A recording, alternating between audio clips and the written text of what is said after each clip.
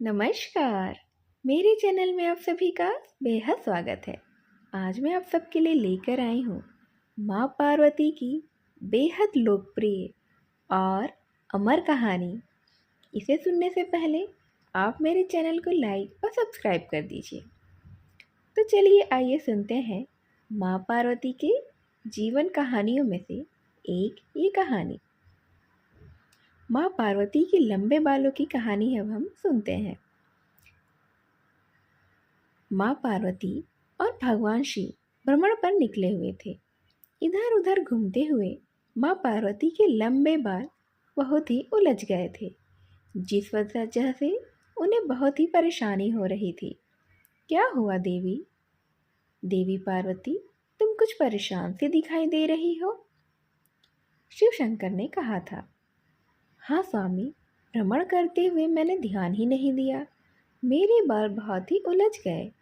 कितने दिनों से मैंने अपने बाल धोए नहीं हैं। सोच रही हूँ वह सामने जो नदी है उसके तट पर जाकर अपने बालों को धो लूँ, ताकि मेरे बालों से मैल निकल जाए और यह स्वच्छ और सुलझ हो जाए। तो ठीक है, मैं तब तक इस वृक्ष के नीचे थोड़ा विश्राम भी कर लेता हूँ। तुम वह नदी के तट पर अपने बालों को धो लो, उसके बाद ही हम आगे की यात्रा करेंगे। वापस कैलाश भी चलेंगे।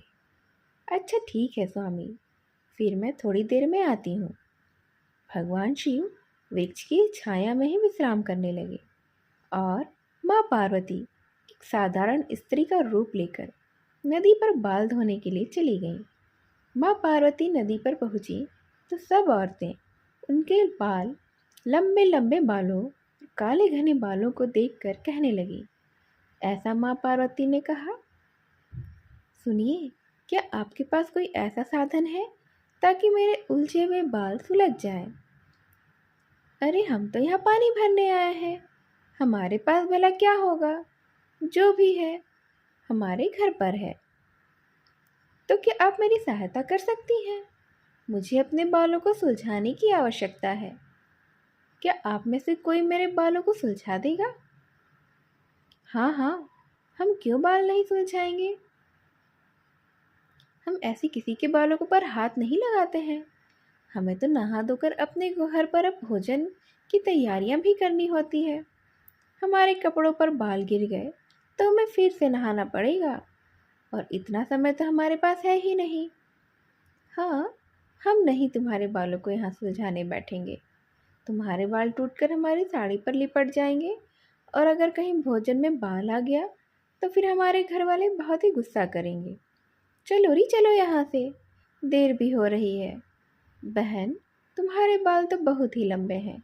इन बालों पर कंघा फेरना पड़ेगा, थोड़ा तेल लगाना होगा ताकि बाल थोड़े मुलायम हो जाए। फिर ये बाल आसानी से सुलझ जाएंगे। ऐसा कहकर वे जो औरतें थीं वहीं खड़ी रह गई। अच्छा, क्या तुम मेरे बालों को सुलझाने में मदद नहीं कर सकती हो? मेरे पास तो ऐसा कोई भी साधन नहीं है जिससे मैं अपने बाल सुलझा सकूं। इसके घर में एक वक्त की रोटी बनाने का तेल होता ही नहीं है, एक ने कहा था। तुम्हारे बालों में लगाने के लिए तेल भला कहाँ से लेकर आएगी बेचारी?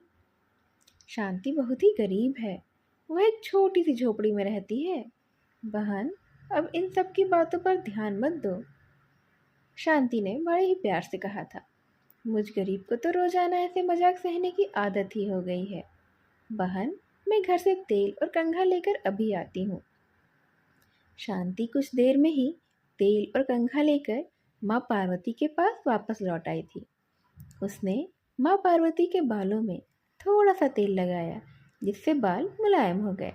शांति बहुत ही प्रेम से माँ पार्वती के बालों को सुलझा रही थी, ताकि उन्हें किसी भी प्रकार का कोई कष्ट ना हो।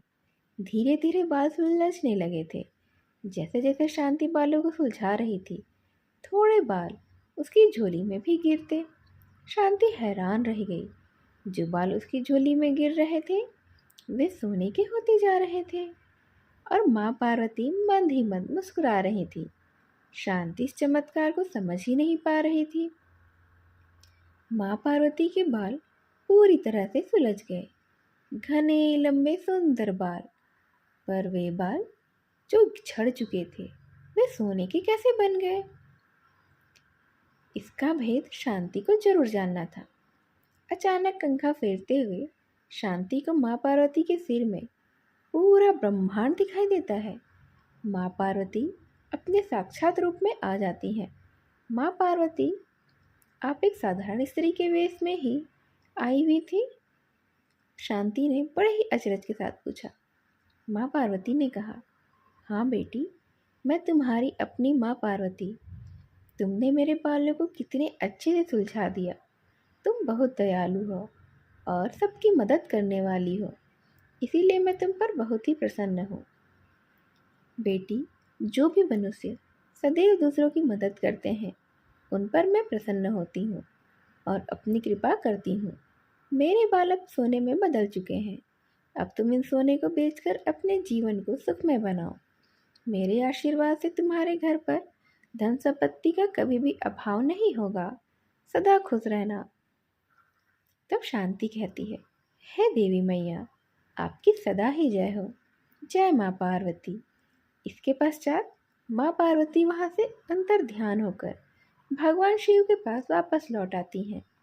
अपने उदार स्वभाव के कारण शांति की किस्मत पलट गई और माँ पार्वती के आशीर्वाद से उसका जीवन सुख समृद्धि से भर गया। यह कहानी हमें सिखाती है कि हमें सदैव ही दूसरों की सहायता करनी चाहिए, जिससे हमेशा भगवान हमसे प्रसन्न रहे। क्या पता भगवान ही रूप बदलकर हमसे हमारी परीक्षा लेने आए हों। इसीलिए कभी किसी के साथ कटु वचन न बोलें। उनका आशीर्वाद भी इसीलिए हमारे ऊपर सदा बना रहेगा। यह थी एक छोटी सी कहानी माँ पार्वती की दयालुता की, कि वह किस तरह से अपने भक्तों की मदद करने के लिए बहाने ढूंढती हैं और किसी भी तरह से अपने भक्तों की मदद भी ज़रूर करती हैं। मेरी इस छोटी सी कहानी को ध्यान से सुनने के लिए आप सभी का धन्यवाद। नमस्कार।